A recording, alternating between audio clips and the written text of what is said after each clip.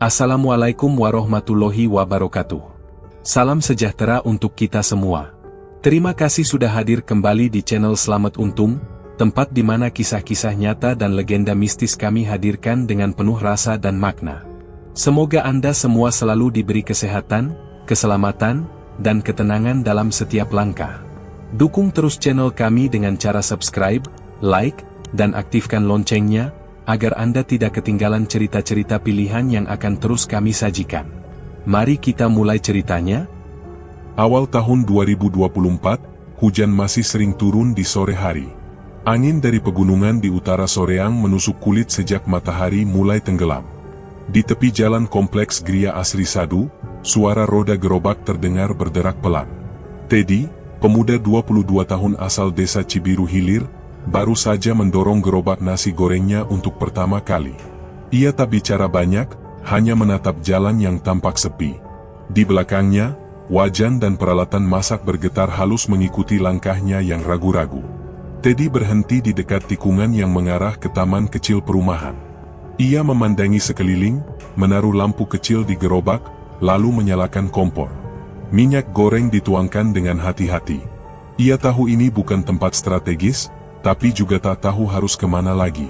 Semoga ada yang beli, gumamnya pelan sambil memecahkan 2 butir telur ke dalam wajan. Malam semakin pekat. Teddy berdiri diam di samping gerobaknya, berharap ada yang keluar rumah. Beberapa motor lewat, tapi tak satu pun berhenti. Seorang ibu tampak membuka tirai jendela, menatap sekilas, lalu menutup kembali. Ia terus memasak beberapa porsi nasi goreng, mengisi beberapa bungkus plastik, lalu menatanya rapi di etalase kaca gerobak. Tapi semua tetap utuh hingga jam menunjukkan hampir pukul 9. "Mas, berapa?" Tiba-tiba seorang pria muda menghampiri dengan jaket ojek online. 10.000, Kang, jawab Teddy cepat, senang akhirnya ada yang datang. Dibungkus 1, ya. Teddy menyelesaikan 1 porsi, membungkusnya, lalu menyerahkan dengan senyum lebar. Tapi setelah itu, tak ada lagi yang datang. Sampai tengah malam, hanya 1 porsi itu yang laku. Sisa nasi yang banyak akhirnya ia makan sendiri di belakang gerobak, duduk bersandar di trotoar dengan tangan gemetar menahan lapar dan kecewa. Hari berikutnya, ia kembali berjualan. Lokasi yang sama, cara yang sama. Ia dorong gerobak dari kos-kosan kecil di gang sempit menuju kompleks, berharap ada perubahan. Tapi hasilnya sama saja. 1-2 orang melihat, tapi tak satu pun berhenti. Bahkan ada yang menutup pagar lebih cepat begitu melihat gerobak mendekat. Di malam ketiga, Teddy mulai berkeliling ke jalur belakang komplek, berharap bisa menangkap pelanggan dari arah lain. Ia dorong gerobaknya melewati jalanan sempit, lampu jalan minim, sambil terus menyalakan kompor agar aroma masakannya menyebar. Tapi angin malam yang membawa bau tanah basah lebih kuat dari bau bawang goreng. Tak ada satupun orang yang keluar rumah. Beberapa anjing liar menggonggong dari kejauhan. Roda gerobaknya mulai macet, membuat Teddy harus berhenti sebentar untuk memperbaiki posisi. "Kenapa harus begini terus, sih?" keluhnya sambil menendang pelan roda belakang. Semangat yang dulu membuncah saat ia memutuskan merantau dari Cibiru Hilir kini mulai pudar. Wajah ibunya sempat terbayang saat beliau menitipkan doa dan uang terakhir dari hasil memetik cabai di kebun orang. Ayahnya tak bicara banyak waktu itu, hanya menyuruh Teddy menjaga diri dan tidak menyerah terlalu cepat. Tapi kenyataannya, Teddy bahkan tak yakin bisa bertahan seminggu lagi. Malam keempat, ia nekat dorong gerobak lebih jauh ke arah pasar kecil yang sudah tutup. Di sana hanya ada warung kopi setengah buka dan kios rokok. Ia parkir gerobak di pinggir jalan, mencoba ikut bertahan seperti pedagang lain. Tapi udara dingin membuat pembelinya hanya duduk diam di warung kopi. Beberapa menatap ke arahnya, tapi tak ada yang mendekat. "Mas, nasi gorengnya?" tanya seorang pria tua dari kejauhan. "Ya, Pak. Mau dibungkus?" Teddy bergegas menghampiri. "Enggak. Saya nanya doang, ngantuk saya," jawab pria itu, lalu berlalu begitu saja. Teddy menarik napas panjang, menahan rasa malu. Ia kembali ke gerobaknya, duduk bersandar, lalu mematikan kompor. Malam itu, nasi yang ia masak tak disentuh siapapun. Ia tak punya kulkas untuk menyimpan bahan. Semua pasti basi esok pagi. Ia kembali makan sisa itu sendirian, seperti kemarin, dan kemarinnya lagi. Malam kelima, ia tak langsung keluar. Ia hanya duduk di pinggir ranjang di kosan sempitnya, memandang gerobak yang ia parkir di depan kamar. Di atas wajan, ada sedikit noda hitam yang tak bisa hilang. Di rak bawah, kantong plastik untuk pembungkus nasi masih tersusun rapi, tak berkurang sejak awal minggu. Teddy tahu, modalnya hanya tersisa untuk 2 malam ke depan. Jika tak ada perubahan, ia tak akan bisa beli minyak, beras, atau bahan lain lagi.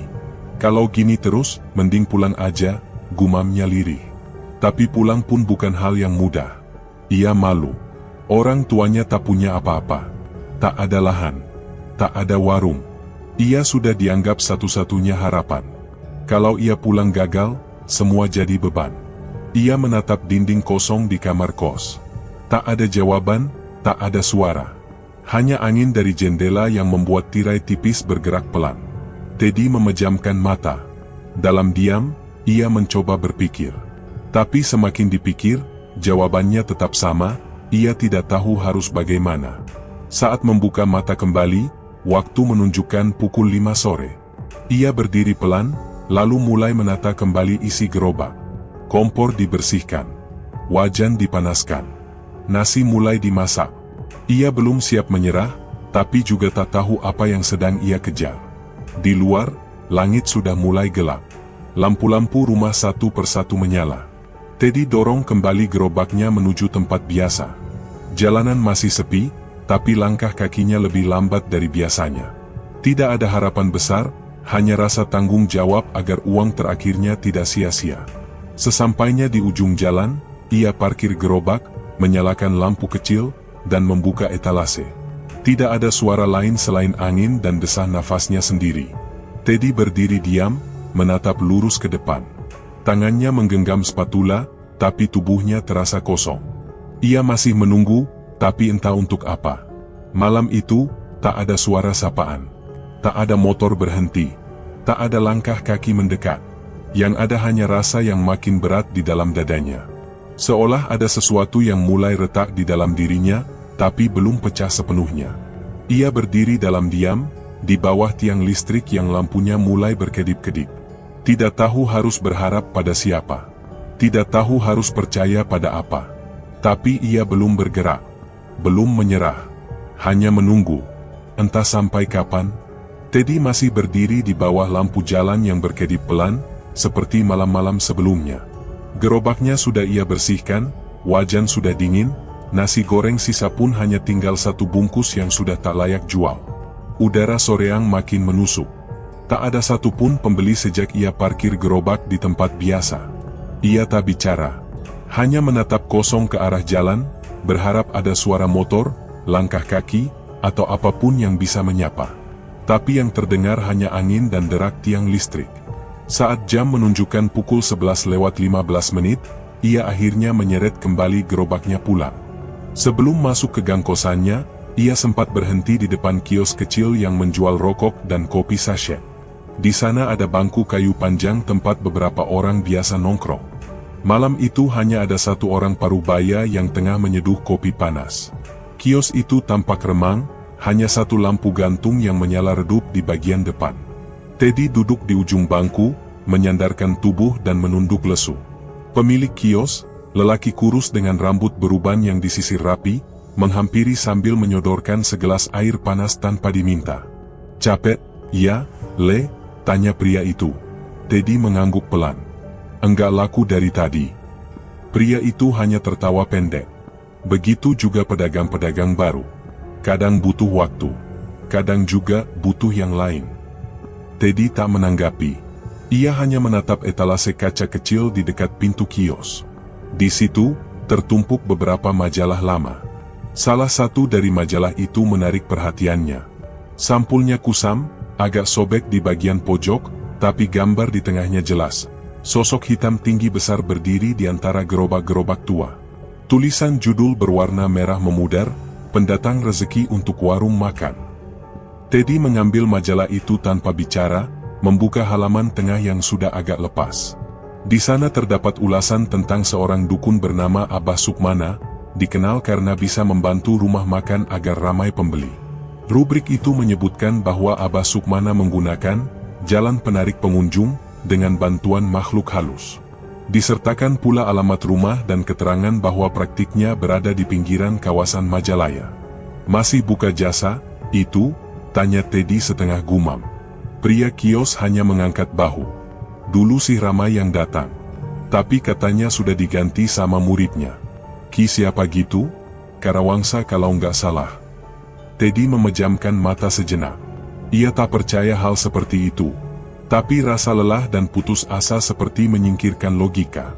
Ia membaca ulang alamat yang tertulis di bawah artikel. Tanpa pikir panjang, ia memasukkan majalah ke kantong plastik dan pamit kepada pria kios. Aku pinjam dulu ya, Pak. Bawa aja, Le. Nggak ada yang baca juga itu majalah.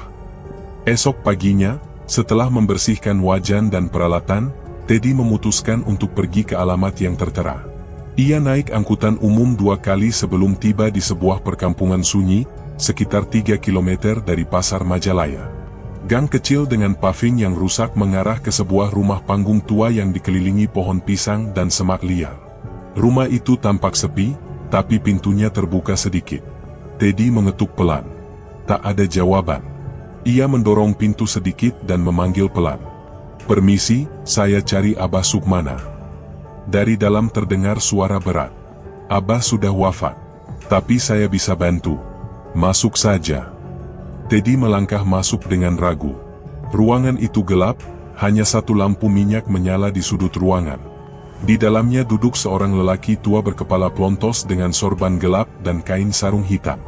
Wajahnya dipenuhi garis-garis tua dan tatapannya tajam namun datar. Saya Ki Karawangsa. Kamu Teddy? Tanyanya datar, tanpa ekspresi. Teddy sedikit tersentak. Iya, saya baca di majalah. Soal Abah Sukmana. Saya jualan nasi goreng, tapi gak laku-laku. Ki Karawangsa tidak menjawab langsung. Ia berdiri dan berjalan ke sudut ruangan, mengambil sebuah kantong hitam kecil. Ia meletakkannya di depan Teddy. Kalau kamu mau dibantu, harus ada kesanggupan. Saya tidak paksa. Tapi kalau kamu niat, ada syarat, ada mahar, dan ada yang harus kamu layani setiap malam. Apa yang dilayani? Namanya Amah Lulumbang. Dia yang mendatangkan pembeli. Tapi dia bukan manusia. Kamu harus siapkan jamuan tiap malam, dari masakanmu sendiri. Diletakkan di gerobak, atau dekat gerobak. Dan kamu jangan lupa, karena dia tidak suka dilupakan. Teddy menggenggam lututnya. Maharnya berapa? 100.000, sebagai bentuk izin. Sisanya adalah kesanggupanmu menjaga perjanjian. Jangan main-main. Teddy tahu uangnya tinggal sedikit. Tapi entah kenapa, ia merasa tak punya pilihan. Saya sanggup. Ki Karawangsa memberikan kantong hitam yang diikat tali putih kusut. Ini jangan dibuka. Taruh di bawah gerobak. Jangan kena air. Jangan ditendang. Jangan dibuang. Dan kamu jangan tanya isinya. Teddy mengangguk. Ki Karawangsa lalu mendekat, menempelkan tangan ke punggung Teddy sebentar. Malam ini kamu mulai. Pulang sekarang. Masak seperti biasa. Tapi ingat, sisakan 1 porsi khusus. Tak boleh kamu makan. Itu untuk Amah Lulumbang. Teddy tak menjawab. Ia bangkit perlahan, lalu berjalan keluar rumah itu dengan jantung berdebar. Udara di luar terasa lebih dingin dari sebelumnya. Langkah kakinya terasa berat saat kembali ke arah jalan utama. Di tangannya, kantong hitam itu terasa ringan, tapi pikirannya penuh. Sepanjang perjalanan pulang, Teddy tak berbicara. Ia hanya memandangi kantong itu, lalu kantong uangnya yang kini tinggal beberapa lembar. Di kepalanya hanya ada satu suara. Apakah ia baru saja membuat keputusan yang salah? Atau ini satu-satunya cara agar gerobaknya tak lagi kosong? Sesampainya di kos, ia duduk lama di depan kompor yang belum menyala. Waktu menunjukkan hampir jam 5 sore.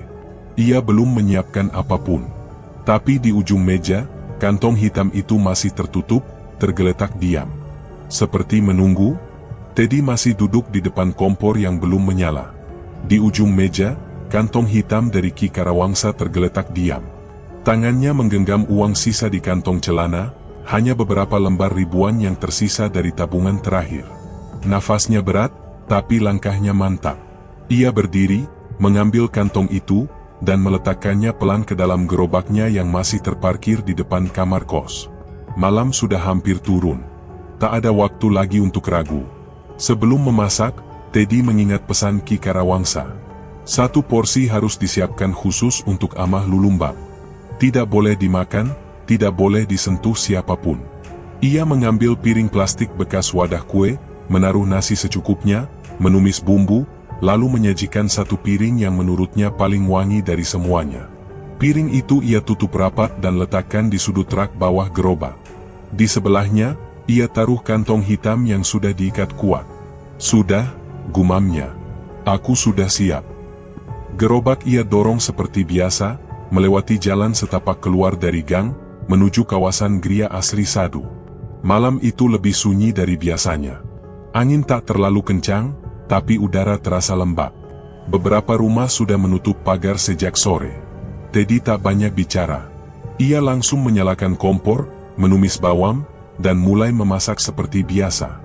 Anehnya, belum sampai 10 menit ia mulai memasak, ada 1 orang mendekat. "Mas, nasi gorengnya 1 ya, pedas," ucap pemuda berjaket kulit. Teddy tersentak, tapi buru-buru menanggapi. "Iya, Kam. Dibungkus atau makan di sini?" "Dibungkus." Baru selesai membungkus, datang lagi 2 orang. Lalu seorang ibu dan anak kecil. Lalu 1 pasangan muda-mudi. Semua datang hampir bersamaan. Gerobak Teddy langsung ramai. Tangannya mulai sibuk, wajahnya tegang karena tak menyangka.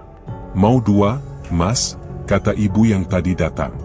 "Bungkus sekalian, tapi jangan terlalu pedas." Teddy mengangguk cepat. Wajan terus berputar, nasi goreng keluar masuk plastik, pelanggan terus bertambah. Ia mulai berkeringat, tapi senyum kecil sempat muncul di wajahnya. Malam itu, dalam waktu kurang dari 2 jam, nasi di wakul besar yang biasanya tak laku, habis tak bersisa. Saat kembali ke kos, uang di sakunya lebih banyak dari hari-hari sebelumnya. Ia tidak langsung makan. Ia duduk lama di lantai, menatap kantong hitam yang ia ambil kembali dari gerobak. Perasaan senang dan bingung bercampur. Tapi yang lebih terasa adalah kelegaan. Ia merasa tidak sendirian lagi. Ada sesuatu yang menjawab perjuangannya. Malam-malam berikutnya, gerobaknya makin ramai. Bahkan ada yang datang menanyakan jadwal tetap jualannya. Teddy mulai menghafal wajah pelanggan. Ada yang datang tiap malam tanpa absen. Bahkan ada 1 pria paruh baya yang selalu membeli 3 bungkus sekaligus tanpa berkata sepatah kata pun. Semua berjalan cepat. Dalam waktu beberapa hari, Teddy mulai bisa beli bahan baku dengan kualitas lebih baik. Ia juga mulai menyimpan hasil jualannya dengan rapi, memisahkan uang untuk operasional dan cadangan. Tapi di tengah semua itu, sesuatu mulai terasa ganjil. Malam kelima, saat Teddy mendorong gerobaknya pulang, ia melewati jalur sempit di belakang warung tua. Tak ada satupun orang, lampu jalan juga mati. Namun saat roda gerobak berdecit karena batunya tidak rata, Teddy mendengar suara lirih seperti erangan dari arah dalam gerobak. "Hahairhaha, hahairhaha." Teddy langsung berhenti, menatap ke rak bawah. Ia buka bagian pintu kecil, hanya terlihat piring kosong bekas sesajen, kantong hitam masih terikat rapi. Ia tutup kembali, lalu menengok ke belakang. Jalan tetap kosong. Tak ada yang mengikuti.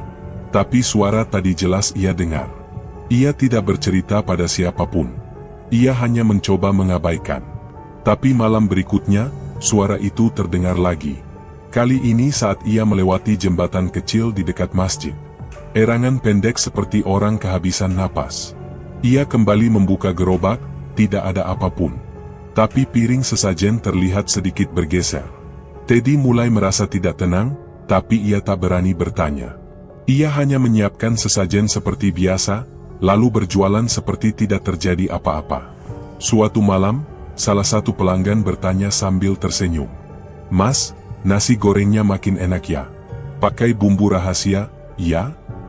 Teddy hanya tersenyum kecil. "Bumbu biasa, Bu." mungkin karena pakai hati. Ibu itu tertawa kecil, lalu membayar dan pergi. Tapi saat Teddy menoleh ke arah ujung jalan, ia melihat sosok pria berdiri diam, memandangi gerobaknya. Wajahnya tidak terlihat jelas karena tertutup bayangan pohon. Tapi sosoknya tinggi dan tak bergerak. Saat Teddy berkedip, pria itu sudah tidak ada. Malam itu, ia pulang lebih cepat. Piring sesajen ia isi seperti biasa, tapi tangannya sedikit gemetar. Kantong hitam ia taruh hati-hati di rak bawah, lalu ia tutup gerobaknya rapat. Ia tahu apa yang ia lakukan bukan hal wajar. Tapi setiap ia ingin berhenti, wajah pelanggan-pelanggan yang datang dan uang hasil jualan membuatnya bertahan. Di dalam kamar kos, ia duduk memeluk lutut. Suara dari luar sudah hilang, lampu jalan hanya menyala satu-satu. Ia memandang wajan yang bersandar di dinding.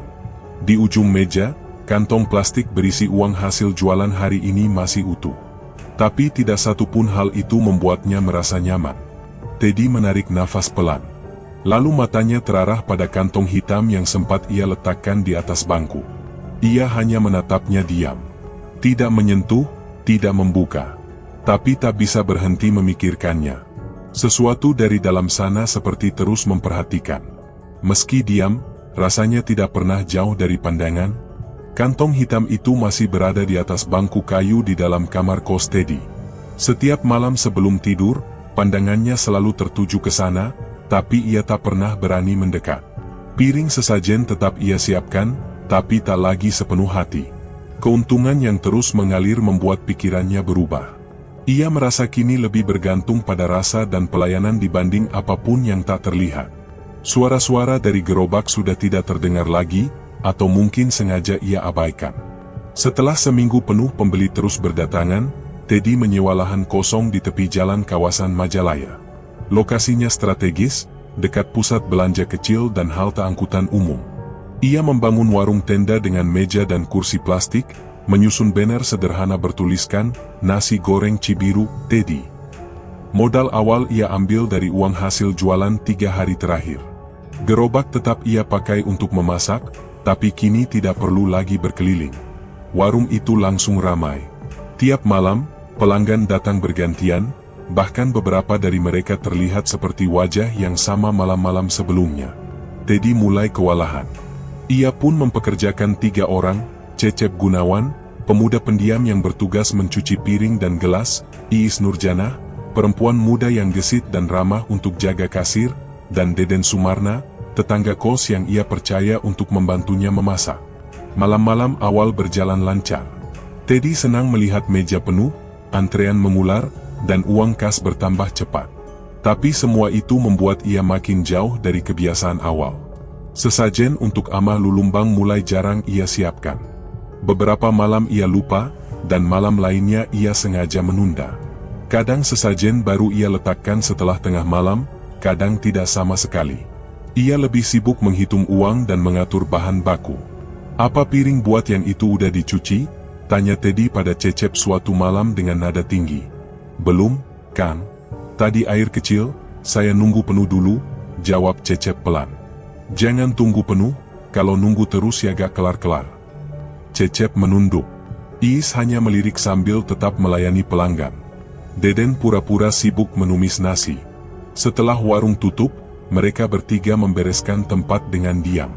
Teddy duduk di pojok, membuka laci uang, menghitung cepat dengan mata lelah. Ia tak memedulikan siapapun malam itu. Kantong hitam masih ia simpan di dalam gerobak, tapi sesajen malam itu kembali tidak ia buat. "Gak sempat," katanya dalam hati. Beberapa hari kemudian, Ki Karawangsa datang saat warung masih buka. Ia berdiri di luar, menatap warung tanpa bicara. Teddy melihatnya dari dalam, pura-pura tidak tahu. Tapi akhirnya ia menghampiri lelaki tua itu di pinggir jalan. "Kenapa kamu berhenti?" Suara Ki Karawangsa datar. "Masih saya lakuin. Cuma kadang telat," jawab Teddy cepat. "Kalau kamu anggap ini mainan, kamu bisa urus sendiri nanti." Teddy diam. Tak ada yang ia jawab. Ki Karawangsa pun pergi begitu saja, berjalan perlahan menyusuri trotoar. Teddy kembali ke warung, wajahnya gelap. Sejak malam itu, ia makin mudah tersinggung, mudah marah, dan enggan bicara dengan anak buahnya. 3 malam kemudian, Cecep mendekat pelan ke belakang warung saat tempat mulai sepi. "Kang," katanya lirih, "tadi waktu saya cuci piring, saya lihat ada orang berdiri di pojok." Teddy menoleh cepat. "Siapa?" "Gak tahu. Tinggi, hitam. Cuma diam. Terus hilang waktu saya balik badan." Teddy tidak langsung menjawab. Ia berdiri, melihat ke dapur tenda yang dibatasi tirai plastik tipis. Lampu remang-remang di bagian belakang membuat bayangan di pojok terlihat lebih tebal dari biasanya. Ia berjalan pelan ke sana, membuka tirai, dan menatap kosong. Tak ada siapapun. Tapi bau amis seperti daging mentah tercium samar. Ia berbalik, menatap Cecep yang sudah berdiri lebih jauh dari sebelumnya. "Gak usah macam-macam, ya," ucap Teddy datar. "Saya gak bohong, Kang." Teddy tidak menjawab. Ia hanya kembali ke kursinya, lalu duduk dan membuka kotak rokok. Tangannya gemetar sedikit saat menyalakan korek. Sejak malam itu, ia tidak pernah bertanya lagi ke Cecep. Iis dan Deden pun seperti memilih untuk tidak ikut campur. Besok malamnya, saat Teddy sendirian di dapur warung, suara tangis lirih terdengar dari arah rak bumbu. Bukan tangisan anak-anak, bukan pula orang dewasa. Suaranya datar, lemah, seperti dari mulut yang tidak terbuka sempurna. Ia menoleh cepat, mematikan kompor, lalu berjalan keluar. Ia tidak berani mencari tahu. Tapi ia juga tidak mau membicarakannya. Warung tetap buka. Pelanggan tetap datang. Tapi wajah Teddy semakin dingin. Malam itu, sesajen kembali ia lewatkan. Dan untuk pertama kalinya sejak warung berdiri, nasi goreng yang ia masak terasa hambar. Ia tahu itu. Tapi ia pura-pura tidak sadar. Ia hanya menyuruh Deden menambah bumbu. Jam menunjukkan pukul 1 dini hari. Warung sudah sepi, tirai sudah ditutup. Cecep sedang menyapu, Iis menata kas, Deden mencuci tangan. Teddy sendiri berdiri di dekat tempat penyimpanan gas. Pandangannya kosong ke arah pojok warung yang gelap. Tempat itu tak pernah ia perhatikan sebelumnya. Tapi malam itu terasa berbeda. Seperti ada yang berdiri di sana. Seperti ada yang sedang menunggu. Teddy masih berdiri lama di dapur warung, memandangi pojok gelap yang sejak semalam seakan menghisap perhatian. Tidak ada suara, tidak ada gerakan. Tapi perasaannya tak tenang. Sejak kejadian tangisan lirih itu, warung terasa berbeda. Meja kasir yang dulu ramai kini sering kosong. Pelanggan yang dulu datang tiap malam satu persatu menghilang tanpa kabar. Tidak ada yang mengeluh, tidak ada yang memberi alasan. Mereka hanya berhenti datang. Deden memasak seperti biasa, tapi malam itu nasi yang disiapkan tak habis. Wakul besar berisi nasi goreng masih setengah penuh saat waktu menunjukkan pukul 11 lewat. Teddy memandangi etalase, kursi yang kosong, dan meja yang tak tersentuh. I sudah duduk diam sejak jam 9, hanya membuka-buka buku catatan kecil tanpa bicara. Cecep tak lagi bersiul seperti biasanya saat mencuci piring. Suasana warung jadi seperti tempat tunggu yang tak ada yang ditunggu. "Kang," kata Deden sambil melirik rak bawah gerobak, ini kenapa jadi kayak gini warnanya?" Teddy mendekat. Di bawah gerobak, kantong hitam pemberian Ki Karawangsa terlihat kusam. Warnanya tak lagi legam, tapi abu kecoklatan seperti hangus terbakar. Tali putihnya juga terlihat longgar, seakan bekas terendam air atau dijilat api. "Jangan disentuh," kata Teddy cepat. "Aku gak sentuh, Kang. Cuma lihat. Tadi waktu masak ayam, 3 kali gosong sendiri. Padahal api kecil." Teddy mengangguk pelan, lalu berjalan ke belakang, mengambil sebungkus ayam mentah. Ia mencoba memasak sendiri, membuat satu porsi khusus seperti yang dulu ia lakukan untuk sesajen. Tapi saat digoreng, daging itu langsung hitam terbakar meski apinya kecil. Ia mencoba lagi dengan wajan baru. Hasilnya sama. 3 potong ayam berubah jadi arang dalam waktu 1 menit. Teddy menatap minyak goreng yang mendidih tak wajar. Gelembungnya besar, meletup tanpa sebab. Ia matikan kompor, tapi api tak langsung padam. Tangannya mulai gemetar, wajahnya pucat. "Kenapa, Kang?" tanya Iis dari depan. "Gak apa-apa. Lanjut aja jaga kasir," jawab Teddy pendek. Malam itu, Setelah warung tutup, Teddy tak langsung pulang. Ia duduk sendiri di dalam warung, lampu dapur sudah dimatikan. Ia menatap lantai, lalu ke arah gerobak yang masih berdiri di tengah ruang. Ia tahu ada yang salah, tapi gengsinya menolak untuk mengakuinya. Ia sudah terlalu jauh untuk kembali. Tapi malam itu, tidurnya tak nyenyak. Di dalam mimpi, tubuhnya terikat tali kasar. Ia terbaring di lantai lembab, tak bisa bergerak. Dari balik kegelapan, muncul sosok tinggi besar berkulit hitam legam, matanya putih polos menatapnya tanpa kedip. Makhluk itu melangkah pelan ke arahnya, menarik tali di lehernya lalu menyeretnya dengan kasar ke ruangan sempit tanpa cahaya. Suara tarikan itu menimbulkan bunyi gesek keras di lantai yang membuat kepala Teddy berdenyut hebat. Nafasnya tersengal, tapi tak ada suara yang keluar dari mulutnya. Saat ia terbangun, tubuhnya basah oleh keringat. Nafasnya tersengal dan tangannya masih bergetar. Ia langsung duduk, memandangi lantai kamar kosnya yang dingin. Di pojok ruangan, tasnya tergeletak, dan di dalamnya terselip nama yang sejak malam tadi terus menghantui pikirannya, Ki Karawangsa. Ia buru-buru bersiap, mengenakan jaket dan keluar kamar. Perjalanan ke rumah dukun tua itu dilalui tanpa bicara. Ia menumpang ojek sampai ke gang kecil yang menuju ke perkampungan tempat pertama kali ia menerima jimat.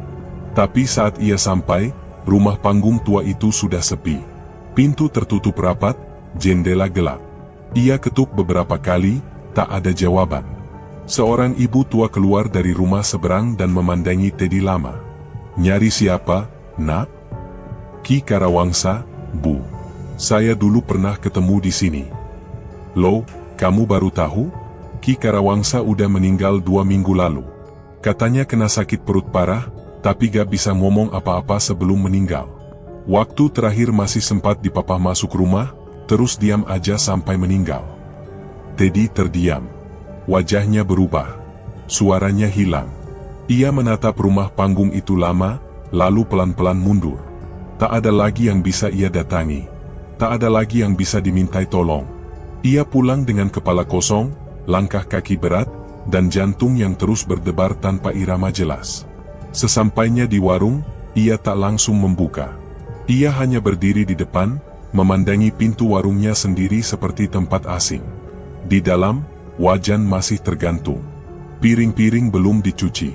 Dan di bawah gerobak, kantong hitam itu kini terlihat lebih tua, seperti kain lep yang dilupakan terlalu lama. Ia masih menggenggam sisa uang dari laci kasir semalam, tapi semua terasa tidak berguna. Dalam diam, Teddy menarik napas pelan.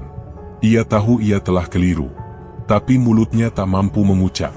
Matanya menatap kosong ke lantai, ke sudut ruang, lalu ke rak yang biasa ia pakai untuk meletakkan sesajen. Tempat itu kini kosong, sunyi, tapi udara di sekitarnya terasa berat, seperti ada sesuatu yang belum selesai dan tak mau ditinggalkan. Tempat sesajen itu masih kosong. Sudah lebih dari 5 hari tak disentuh, tak diisi, dan tak dilirik. Teddy hanya duduk sendirian di dalam warungnya, memandangi rak bumbu dan wajan yang sudah mulai berkarat. Kantong hitam yang dulu dijaga dengan ketat kini hanya disimpan asal di rak bawah, tertutup debu dan cipratan minyak bekas masak. Warung itu masih berdiri, tapi terasa mati. Tak ada suara pelanggan, tak ada tawa kecil dari meja kasir, dan tak ada lagi bau nasi goreng hangat yang menyebar keluar.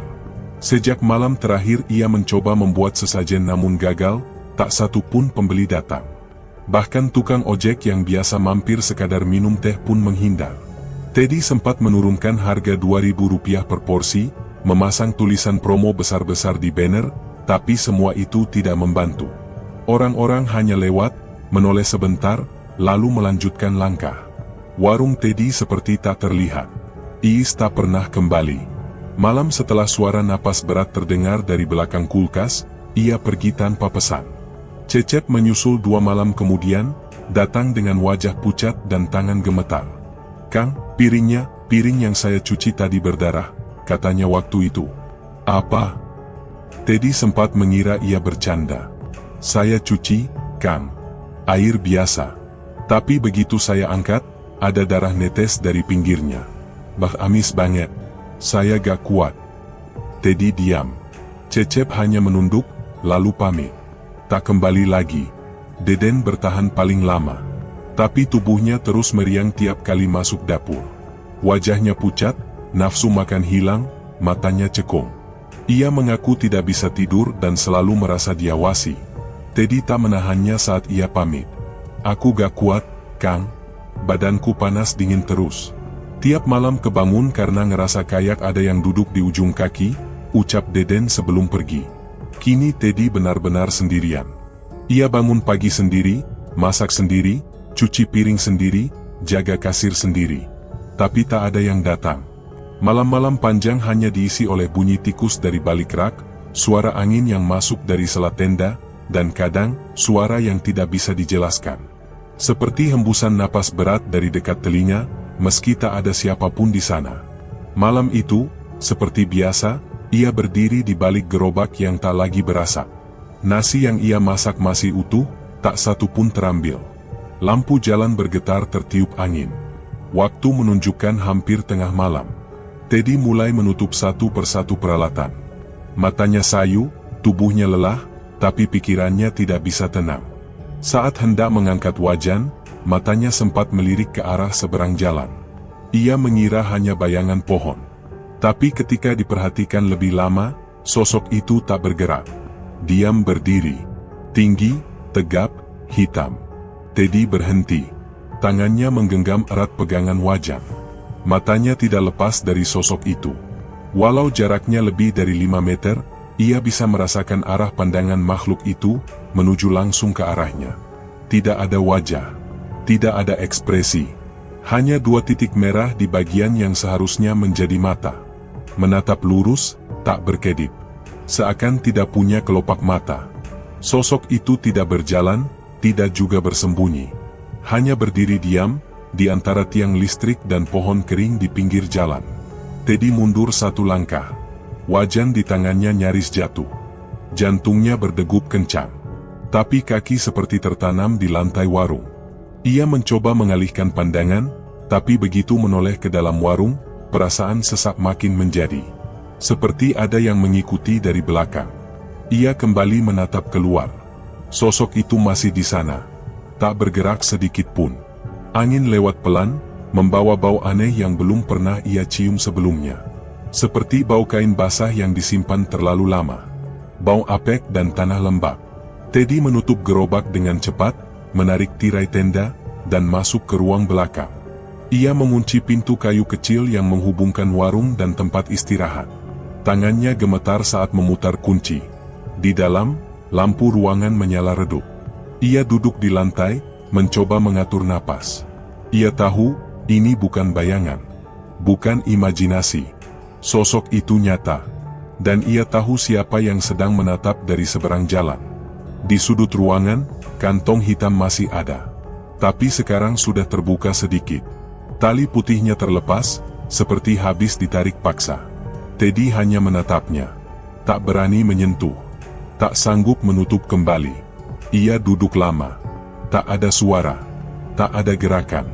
Tapi udara terasa makin berat. Ia merasa terkurung dalam ruang yang terlalu sempit, meski tubuhnya tak bergerak. Jam menunjukkan lewat tengah malam. Lampu mulai berkedip. Kantong hitam tetap terbuka. Teddy tetap diam, dan di luar sana, sosok itu belum beranjak. Masih menatap. Diam. Menunggu. Sosok hitam di seberang jalan masih menatap ketika Teddy memberanikan diri keluar dari warung yang sudah ia kunci dari dalam. Udara malam masih dingin, tapi keringat membasahi pelipisnya. Langkahnya berat, tapi pikirannya penuh. Sejak 2 malam terakhir, kantong hitam itu tidak hanya membuat warungnya sunyi, ia sendiri tak bisa lagi tidur tanpa merasa seperti ada yang berdiri di pojok kamarnya. Tidak ada orang yang bisa ia ajak bicara, dan Ki Karawangsa pun sudah tidak ada. Teddy tidak lagi melihat alasan untuk bertahan. Dengan membawa kantong itu yang sudah lusuh dan terlepas talinya, Teddy berjalan pelan ke arah sungai kecil di belakang gang kosan. Sungai itu dangkal dan penuh batu, airnya keruh dan mengalir pelan di bawah batang bambu. Ia berdiri di tepian, memandang air yang menghitam oleh bayangan malam. Jemarinya menggenggam jimat itu dengan keras, lalu dalam satu hentakan, ia melemparnya sejauh mungkin ke tengah arus. "Udah cukup," ucapnya pelan, seperti bicara ke dirinya sendiri. Aku gak mau ikut permainan ini lagi. Air cipratan kecil tak menimbulkan suara berarti. Tapi jantung Teddy berdetak keras seperti baru lari jam. Ia diam sebentar, lalu berbalik, meninggalkan tepi sungai tanpa menoleh lagi. Ia tak tahu, keputusan barusan bukan akhir dari masalah, tapi awal dari sesuatu yang tidak bisa ia tarik kembali. Malam itu, untuk pertama kalinya sejak warung sepi, Teddy mencoba tidur lebih awal. Ia merasa letih. Tapi tidak lama setelah memejamkan mata, tubuhnya terasa kaku. Dalam mimpi, ia tidak bisa bergerak. Tangan dan kakinya dipaku di dinding kayu yang lembab. Ia melihat Amah Lulumbang berdiri tepat di depannya, tinggi, hitam, matanya putih bulat.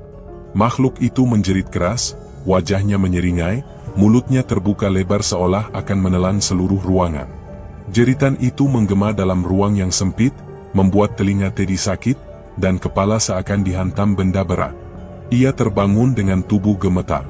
Nafasnya tidak teratur, dan dadanya seperti ditimpa beban. Lampu kamar padam meski ia yakin tadi sempat menyala.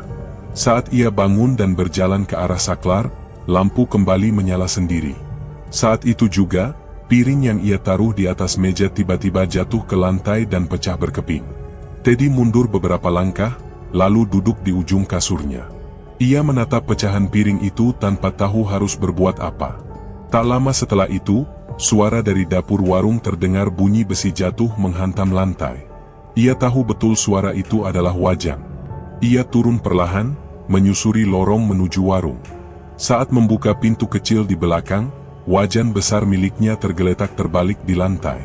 Tak ada angin, tak ada binatang, dan tak ada siapapun. Teddy mengangkat wajan itu dengan tangan gemetar, lalu membersihkannya dalam diam.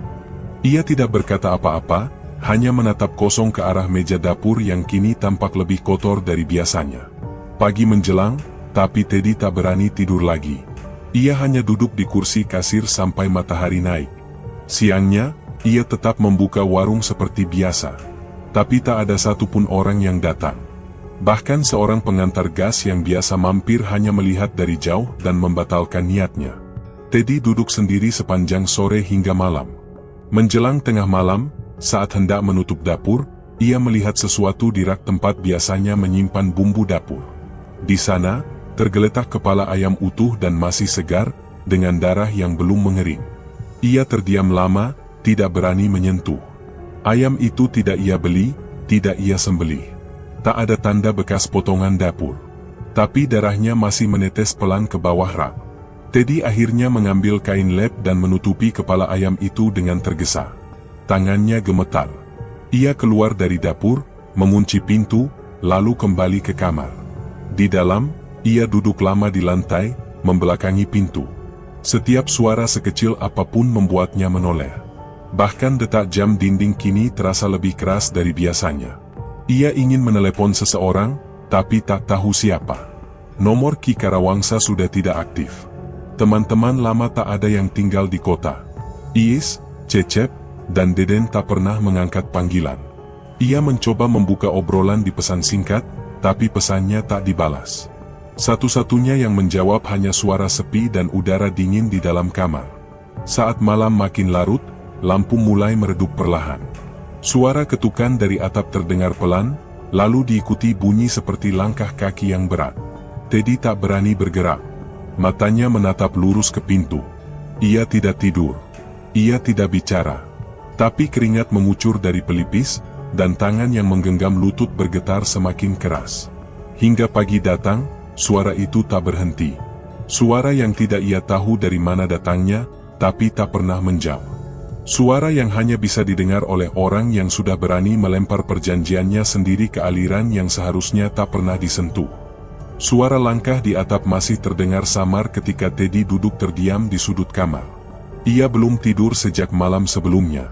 Lampu kamar sempat padam 3 kali tanpa sebab, dan di luar jendela, suara gemerisik dari sela genting membuat dadanya semakin sesak. Tak ada satupun pembeli yang datang sejak 3 hari terakhir. Wajan di warung sudah berdebu, kulkas kosong, dan tak ada lagi yang bisa ia harapkan dari tempat itu. Kepalanya berat, tubuhnya lelah, dan pikirannya kosong. Satu-satunya yang terlintas di benaknya, pulang. Menjelang sore, Teddy menutup warung tanpa sepatah kata. Ia tak membawa apa-apa kecuali jaket lusuh dan dompet yang hanya berisi lembaran receh. Ia tak lagi peduli soal warung, peralatan, atau gerobak yang dulu ia rawat. Dengan langkah lambat, ia naik bus jurusan Cilenyi dan turun di pertigaan jalan masuk ke desa Cibiru Hilir. Hujan turun rintik-rintik, membuat tanah di pinggir jalan licin dan dingin. Sepanjang jalan, ia tidak bicara dengan siapapun. Sesampainya di depan rumah, ibunya membukakan pintu dengan wajah terkejut. Ayahnya hanya menatap dari belakang. Adiknya, Asep, berdiri di pojok ruangan dengan mata bengkak. Rumah itu tidak berubah, tapi udara di dalam terasa lebih berat dari biasanya. "Kamu nggak bilang mau pulang?" ucap ibunya sambil menutup pintu. Teddy hanya mengangguk. Ia duduk di lantai, memeluk lutut. Ibunya menatapnya lama, lalu masuk ke dapur untuk menyeduh teh. Malam itu mereka makan bersama tanpa banyak bicara. Ayahnya hanya bertanya sekilas soal warung. Teddy menjawab pendek. Asep tampak lesu, dan wajahnya pucat. Malam-malam begini ayam-ayam ribut terus di kandang. "Kamu bawa apa dari kota?" tanya ayahnya tiba-tiba. Teddy terdiam. Ia tidak tahu harus menjawab apa. Ibunya menoleh cepat, seolah menyadari sesuatu. Asep menunduk lebih dalam. Tidur malam itu terasa lebih berat. Di kamar yang dulu sering ia pakai, kasur masih sama, bantal masih lembek. Tapi begitu mata terpejam, suara-suara itu kembali. Hembusan napas kasar di telinga, bunyi kaki menyeret, lalu jeritan yang tak berhenti di dalam mimpi. Ia kembali melihat Amah Lulumbang, tinggi, hitam, dengan mata putih membelalak. Wajahnya mendekat hingga hanya sejengkal dari wajah Teddy. "Kamu belum lunas." Bisikan itu jelas, dingin, dan langsung membuat Teddy terbangun sambil menggenggam dadanya. Nafasnya terengah. Kamar gelap, dan suara ayam dari belakang rumah terus bersahutan seperti sedang diganggu sesuatu. Ia bangun dan membuka jendela. Di luar, halaman belakang kosong. Tapi suara ayam tidak berhenti. Ia kembali ke tempat tidur tanpa menutup jendela. Pagi harinya, ibunya jatuh pingsan di dapur. Ayahnya panik dan meminta bantuan tetangga. Saat sadar, ibunya hanya bilang tubuhnya seperti diikat erat semalaman. Asep mengaku tak bisa tidur karena mimpinya selalu dipenuhi suara tangisan perempuan. Teddy mendengar semua itu sambil menunduk. Ia tahu, semua ini bukan kebetulan. Siangnya, saat membersihkan jendela belakang, ayahnya menemukan bekas lumpur basah yang menempel di kaca, membentuk pola tidak beraturan. Dinding kayu di bagian luar juga tampak tercakar kasar, seperti bekas kuku besar. Ayahnya tidak banyak bicara. Ia hanya duduk di kursi bambu dan memanggil Teddy. "Kamu jangan lama-lama di sini. Sejak kamu datang, rumah ini gak enak. Ibu sakit, Asep takut, dan malam-malam kayak bukan rumah sendiri," ucapnya dengan nada datar. Teddy tidak membantah. Ia menatap lantai, lalu mengangguk. Dalam hati, ia tahu semua benar. Rumah itu bukan tempatnya lagi. Apapun yang ia bawa dari kota, sekarang sudah menempel di tubuhnya dan tak bisa dilepas. Ia mengemasi jaketnya kembali. Ibunya hanya menatap dari tempat tidur. Asep tak keluar dari kamarnya. Ayahnya berdiri di pintu tanpa bicara saat Teddy pergi. Perjalanan kembali ke Majalaya terasa lebih panjang. Bus yang ia tumpangi hanya terisi separuh, dan ia duduk paling belakang. Wajahnya pucat, matanya sembab. Ia tak tahu harus mulai dari mana lagi. Tapi ia sadar satu hal, diam di rumah hanya akan membawa lebih banyak yang celaka. Sampai di kota, malam sudah turun. Teddy berjalan kaki dari terminal ke arah warungnya. Warung itu masih berdiri, tapi debu menumpuk di terpal, dan tirainya sobek di beberapa bagian. Ia membuka pintu pelan, dan suara engsel berderit menyambut keheningan. Di dalam, semua seperti ditinggalkan terlalu lama.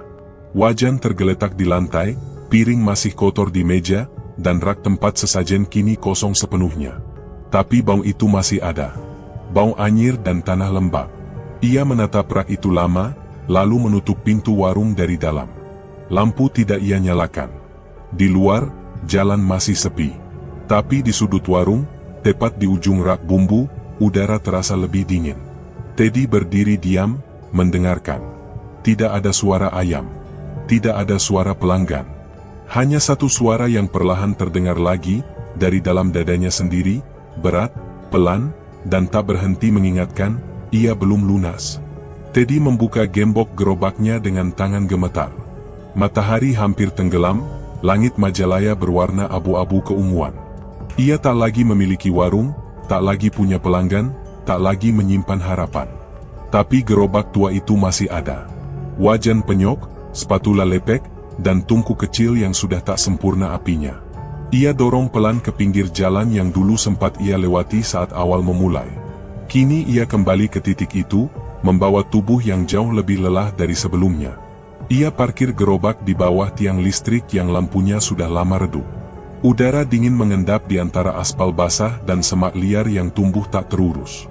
Di rak samping, ia menaruh satu piring nasi goreng. Ia tahu tidak akan ada yang datang. Tapi ia tetap masak seperti biasa. Ia tetap menyusun alat makan seperti biasa. Ia tetap berdiri menunggu seperti biasa.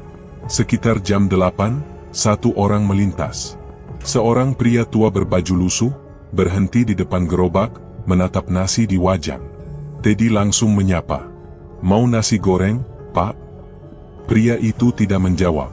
Hanya menatap. Lalu berjalan pelan menjam. Tidak menoleh. Tidak berkata apapun. Teddy tidak mengejar. Ia hanya menarik napas panjang, lalu menunduk. Tangannya mencuci wajan yang tak sempat dipakai. Di ujung gerobak, sesajen yang ia siapkan juga tetap utuh. Tidak disentuh siapapun. Tidak berubah apapun. Tapi Teddy tetap diam, seperti tak ingin menyalahkan siapapun. Ketika jam menunjukkan pukul 11, ia mulai menutup satu persatu peralatan. Tapi sebelum selesai, angin datang mendadak, keras, menyentak, menghantam bagian belakang gerobak. Dalam hitungan detik, gerobak itu terbalik. Nasi berserakan, piring pecah, spatula mental keparit. Teddy terdorong ke belakang, hampir jatuh. Ia bangkit, tapi tubuhnya berat. Kakinya kaku, seperti diikat. Dari ujung jalan, suara gesekan kasar terdengar. Ia menoleh. Amah Lulumbang muncul dari balik gelap. Tinggi, hitam, tidak membawa wajah manusia. Matanya merah kosong. Tubuhnya basah seperti habis keluar dari tanah. Langkahnya pelan, tapi pasti. Teddy mencoba mundur. Tapi kakinya seperti tidak punya kendali. Tangannya gemetar. Mulutnya terbuka, tapi tidak bisa bicara. Jantungnya memukul keras dadanya. Amah Lulumbang semakin dekat. Hanya berjarak 3 langkah. Teddy menjerit. "Ampun, ampun, ampun." Tapi tidak ada yang mendengar. Jalan itu kosong. Lampu padam. Dunia terasa hening. Saat sosok itu mengangkat tangan, Teddy menutup mata, lalu tubuhnya roboh. Ia tidak tahu lagi apa yang terjadi. Pagi harinya, warga sekitar menemukan Teddy tergeletak di pinggir jalan. Gerobaknya terbalik, nasi berserakan, dan mulut Teddy masih komat kamit tak jelas. Ia dibangunkan, tapi matanya kosong. Ia dibawa ke pinggir warung bekasnya. Tidak satu pun warga percaya dengan ceritanya. Mereka bilang Teddy stres karena usahanya bangkrut. Tapi sejak hari itu, tidak ada yang berani mendekati lokasi ia biasa jualan. Setiap malam, Teddy tetap datang ke tanah kosong di belakang warung. Ia bawa sepiring nasi goreng yang sudah dingin. Ia letakkan di tanah, menghadap ke arah jalan. Ia duduk sendiri, menunggu, dan bicara sendiri. Tidak marah, tidak menangis. Hanya bicara seperti sedang menenangkan seseorang yang tidak kelihatan. Dan ketika malam semakin larut, sesajen itu tetap utuh. Tapi Teddy tetap datang. Malam berikutnya. Dan malam setelahnya. Semua orang tahu, tak ada yang membeli dagangannya lagi. Tapi gerobak itu tetap berdiri. Di kejauhan, setiap malam, satu sosok tinggi besar kadang terlihat berdiri tak jauh dari sana. Diam. Tidak bergerak. Seperti menunggu sesuatu. Atau seseorang. Sesajen itu selalu datang. Tapi tidak pernah tepat waktu. Terima kasih sudah menyimak cerita ini hingga akhir. Semoga kisah ini bukan sekadar hiburan, tapi juga jadi pengingat bahwa setiap pilihan, terutama yang menyangkut perjanjian dengan sesuatu yang tak terlihat, selalu ada harga yang harus dibayar. Jangan lupa dukung terus channel ini dengan like, komentar, dan subscribe agar kami bisa terus menghadirkan cerita-cerita yang lebih dalam, lebih nyata, dan lebih mengguncang hati. Sampai jumpa di kisah berikutnya. Jaga diri, jaga hati, dan jangan pernah lengah, karena kadang, yang kita kira sudah selesai, justru baru saja dimulai. Wassalamualaikum warahmatullahi wabarakatuh.